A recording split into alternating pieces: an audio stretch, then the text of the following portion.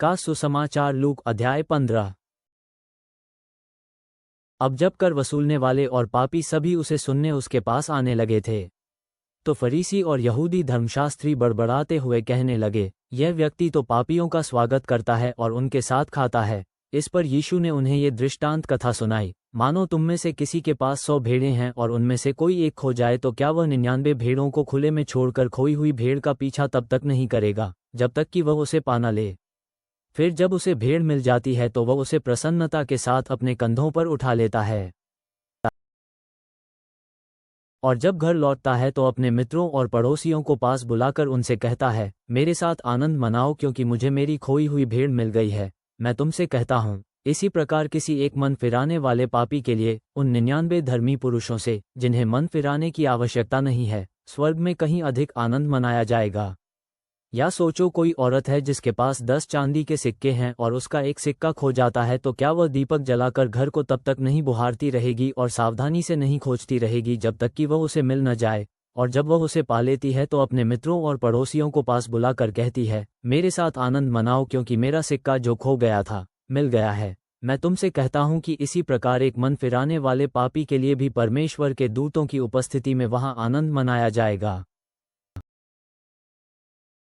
फिर यीशु ने कहा, एक व्यक्ति के 2 बेटे थे।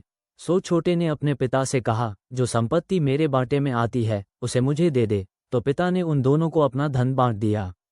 अभी कोई अधिक समय नहीं बीता था कि छोटे बेटे ने अपनी समूची संपत्ति समेटी और किसी दूर देश को चल पड़ा, और वहां जंगलियों सा उद्दंड जीवन जीते हुए उसने अपना सारा धन बर्बाद कर डाला। जब उसका सारा धन समाप्त हो चुका था तभी उस देश में सभी और व्यापक भयानक अकाल पड़ा। सो वो अभाव में रहने लगा, इसलिए वह उस देश के किसी व्यक्ति के यहाँ जाकर मजदूरी करने लगा। उसने उसे अपने खेतों में सूअर चराने भेज दिया। वहां उसने सोचा कि उसे वे फलियां ही पेट भरने को मिल जाएं जिन्हें सूअर खाते थे, पर किसी ने उसे एक फली तक नहीं दी। फिर जब उसके होश ठिकाने आए तो वह बोला, मेरे पिता के पास कितने ही ऐसे मजदूर हैं जिनके पास खाने के बाद भी बचा रहता है, और मैं यहाँ भूखों मर रहा हूँ। सो मैं यहाँ से उठकर अपने पिता के पास जाऊंगा और उससे कहूंगा, पिताजी, मैंने स्वर्ग के परमेश्वर और तेरे विरुद्ध पाप किया है। अब आगे मैं तेरा बेटा कहलाने योग्य नहीं रहा हूँ।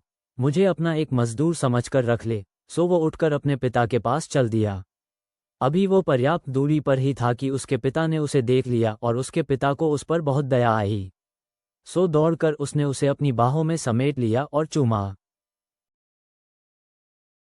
पुत्र ने पिता से कहा, पिताजी, मैंने तुम्हारी दृष्टि में और स्वर्ग के विरुद्ध पाप किया है। मैं अब और अधिक तुम्हारा पुत्र कहलाने योग्य नहीं हूँ। किंतु पिता ने अपने सेवकों से कहा, जल्दी से उत्तम वस्त्र निकाल लाओ और उन्हें इसे पहनाओ।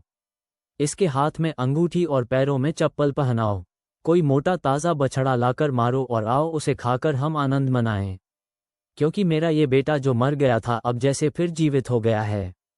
ये खो गया था पर अब यह मिल गया है। सो वे आनंद मनाने लगे। अब उसका बड़ा बेटा जो खेत में था जब आया और घर के पास पहुंचा तो उसने गाने नाचने के स्वर सुने।